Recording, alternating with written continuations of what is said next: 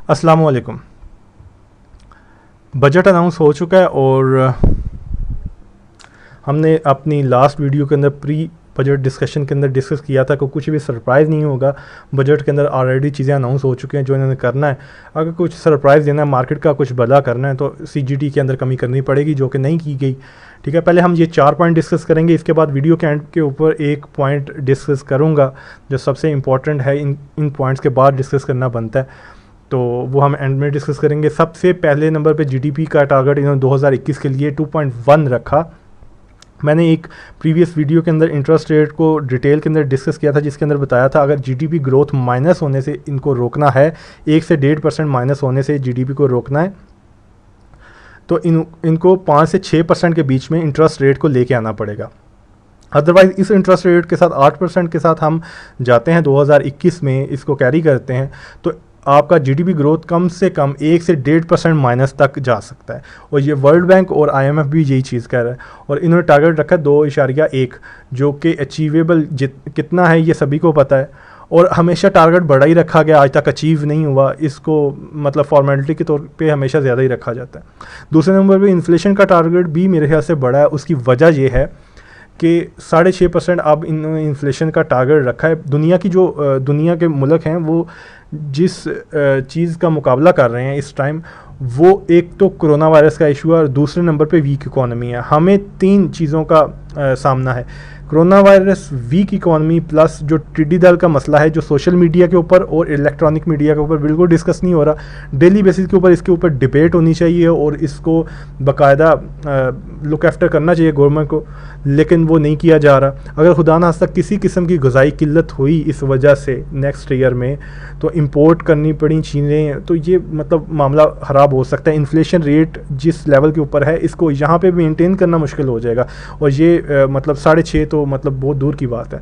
तो ये बहुत एक सीरियस मसला है। तीसरे नंबर पे ये पाकिस्तानी अवाम के लिए कुछ भी नहीं है बजट के अंदर, क्योंकि टैक्स नहीं लगाए गए, ये एक एहसान किया गया है, लेकिन इंसेंटिव भी कुछ नहीं दिया गया। एक आम लेमैन को कुछ भी इंसेंटिव नहीं दिया गया, ना सैलरीज़ के अंदर, ना और कोई रिलीफ दिया गया है। ठीक है, तो आवाम का तो कोई ताल्लुक़ नहीं है बजट के साथ। चौथे नंबर पे स्टॉक मार्केट का भी ताल्लुक़ नहीं है, क्योंकि स्टॉक मार्केट एक्सपेक्ट कर रही थी कि सीजीटी के अंदर कुछ शायद कमी आए, और मतलब कि 1 साल की होल्डिंग के बाद, सिक्योरिटी की होल्डिंग के बाद सीजीटी ज़ीरो कर दिया जाए उस सिक्योरिटी के ऊपर, लेकिन ऐसा नहीं हुआ और पुराना ही बरकरार रखा गया, 15% फाइलर और नॉन फाइलर के लिए 30%।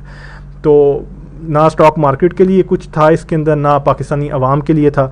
जिन सेक्टर्स को कुछ फ़ायदा होगा इनडायरेक्टली, उसको हम क्विकली डिस्कस कर लेते हैं। एंड पे एक इम्पॉर्टेंट पॉइंट डिस्कस करूँगा, तो देखते हैं कि किन सेक्टर्स को फ़ायदा होगा इस बजट से। 4 सेक्टर्स को मेनली इंसेंटिव दिए गए, जिसमें सीमेंट, स्टील, ऑटोमोबाइल, फार्मास्यूटिकल और कंज्यूमर गुड्स हैं। पहले नंबर पे सीमेंट आता है। सीमेंट को जो इंसेंटिव मिला, एक्साइज ड्यूटी जो पहले पर टन के ऊपर 2000 रुपये थी, अब वो 2000 से कम करके 1750 रुपये कर दी गई। दूसरे नंबर पे जो आपको 50,000 की ख़रीदारी पे आईडी कार्ड शो करना पड़ता था, अब वो लिमिट इंक्रीज़ करके 50,000 से 1 लाख रुपया कर दी गई है। तीसरा पॉइंट इसका ये है कि 69 अरब रुपया एलोकेट किया गया है डैम्स के लिए, 69 अरब रुपया। तो सीमेंट सेक्टर के अंदर ये सभी सीमेंट्स के लिए अच्छा है। स्टील के अंदर अगर आएँ तो स्टील में लॉन्ग स्टील बनाने वाली और एचआरसी बनाने वाली कंपनीज़ को इंसेंटिव मिला है, जो कि रेगुलेटरी ड्यूटी की शक्ल में है, जो 12%, 17% और 12% से कम करके 6% रेगुलेटरी ड्यूटी कर दी गई। और इसके बाद जो एडवांस टैक्स था स्क्रैप के ऊपर, वो भी ख़त्म कर दिया गया। और इसका जो फ़ायदा है मुग़ल स्टील को और अमरेली स्टील को है पूरे स्टील के अंदर, क्योंकि स्क्रैप का काम मुग़ल वाले करते हैं और लॉन्ग स्टील और एचआरसी का भी काम एएसटीएल और मुग़ल स्टील करते हैं। तीसरे नंबर पे ऑटोमोबाइल आता है। इस सेक्टर में एडवांस टैक्स ख़त्म किया गया है। 200 सीसी से ज़्यादा वाली व्हीकल्स के ऊपर एडवांस टैक्स को ख़त्म किया गया, स्लाइटली सा पॉजिटिव है इस सेक्टर के लिए। इसके बाद फार्मास्यूटिकल आता है। फार्मास्यूटिकल के ऊपर हेल्थ रिलेटेड जितनी भी आइटम्स हैं उसके ऊपर सेल्स टैक्स को ख़त्म किया गया है, और कोरोना वायरस और कैंसर से रिलेटेड जितनी भी चीज़ें हैं, लाइफ सेविंग ड्रग्स हैं, उनकी इंपोर्ट के ऊपर कस्टम ड्यूटी को ख़त्म किया गया है। कंज्यूमर गुड्स के अंदर एडिबल ऑयल और मिल्क पाउडर के इंपोर्ट के ऊपर कस्टम ड्यूटी को ख़त्म किया गया। ये कुछ पॉइंट्स थे जिन सेक्टर्स को कुछ फ़ायदा होगा इस बजट से, इंसेंटिव कुछ मिले हैं, उनका हमने जिक्र किया। अब इम्पॉर्टेंट पॉइंट यहाँ पे एक डिस्कस करते हैं। 3 सेक्टर, बैंकिंग सेक्टर, फर्टिलाइज़र और ऑयल सेक्टर, ये इन 3 सेक्टर्स की वेटेज जो इंडेक्स के अंदर है वो 50% से ज़्यादा है। मतलब सारी मार्केट एक तरफ और ये 3 सेक्टर एक तरफ हैं, और इन तीनों सेक्टर्स को कोई इंसेंटिव नहीं दिया गया। फर्टिलाइज़र को सिर्फ 50 बिलियन की सब्सिडी दी गई है, जो हमेशा से सब्सिडी दी जाती है। अदरवाइज़ फर्टिलाइज़र सेक्टर को, बैंकिंग को और ऑयल को कोई रिलीफ नहीं दिया गया। बैंकिंग यही इंडेक्स को मूव करने वाले सेक्टर्स हैं, ठीक है।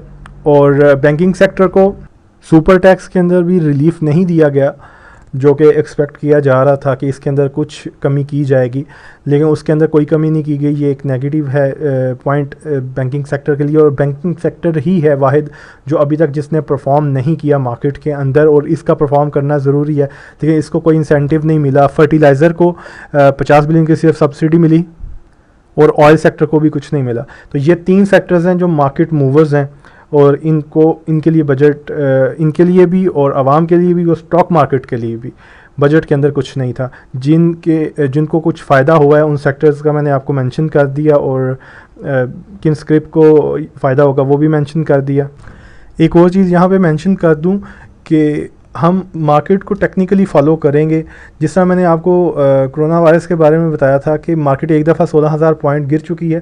कोरोना वायरस के केसेस जितने मर्जी बढ़ जाएं, लेकिन मार्केट के ऊपर इम्पैक्ट नहीं आएगा, और ऐसा ही हुआ।